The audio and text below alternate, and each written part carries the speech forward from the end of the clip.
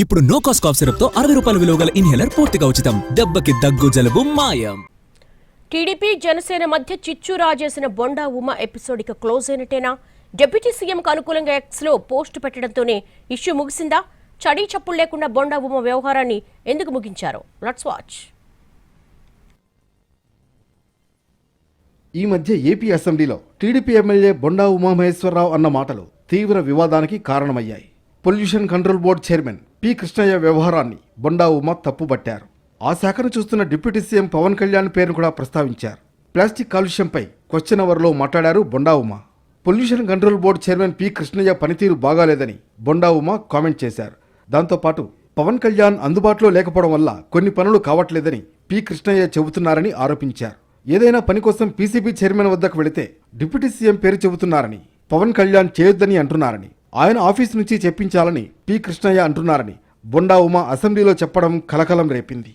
చాలా నిర్లక్ష్యంగా pollution control board అసలు ఉందా లేదా, అసలు ఆ బోర్డు కానీ దాంట్లో ఉన్న టాస్క్ ఫోర్స్ కానీ దాంట్లో ఉన్న మెంబర్ సెక్రటరీ కానీ ఎక్కడా కూడా పని చేస్తున్నట్టు ఎక్కడా కనపడతలేదు అధ్యక్ష.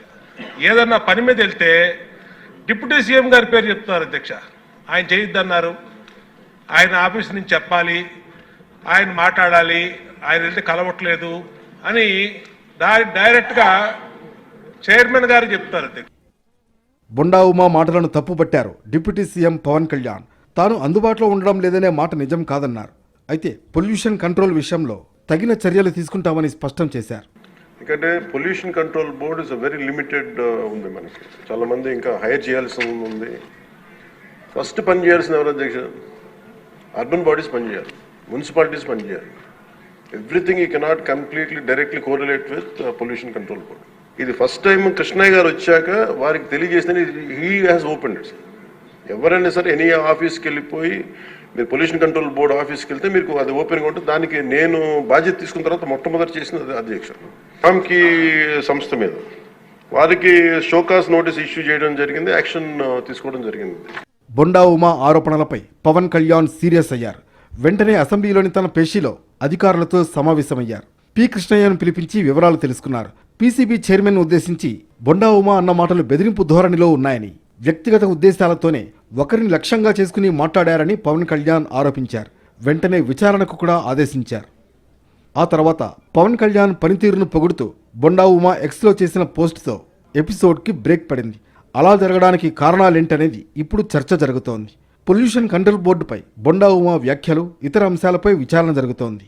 నివేదిక వచ్చిన తర్వాత నిర్ణయం తీసుకునే అవకాశం ఉంది. సీఎం చంద్రబాబు కూడా బొండా వ్యాఖ్యలపై సీరియస్ అయినట్లు సమాచారం. సీఎంఓ అధికారులు కూడా తాజా పరిణామాలపై విచారణ చేస్తున్నారు. ఉమా ఎక్స్ పోస్టులతో ఈ ఇష్యూకి బ్రేక్ పడినప్పటికీ నివేదిక తర్వాత ఏదో ఒక నిర్ణయం తీసుకునే అవకాశాలున్నాయి. బొండా ఉమా వ్యవహార శైలిపై ఇప్పటికే సీఎం అసంతృప్తిగా ఉన్నట్లు తెలుస్తోంది. ఇప్పుడు ఈ ఇష్యూ కూడా ఉండడంతో తప్పనిసరిగా ఉమను పిలిచి మాట్లాడే అవకాశాలున్నాయి. మరోవైపు బొండా ఉమాపై జన సైనికులు ఆగ్రహంగా ఉన్నారు. దీంతో చంద్రబాబు ఎలాంటి నిర్ణయం తీసుకుంటారన్నది ఆసక్తికరంగా మారింది.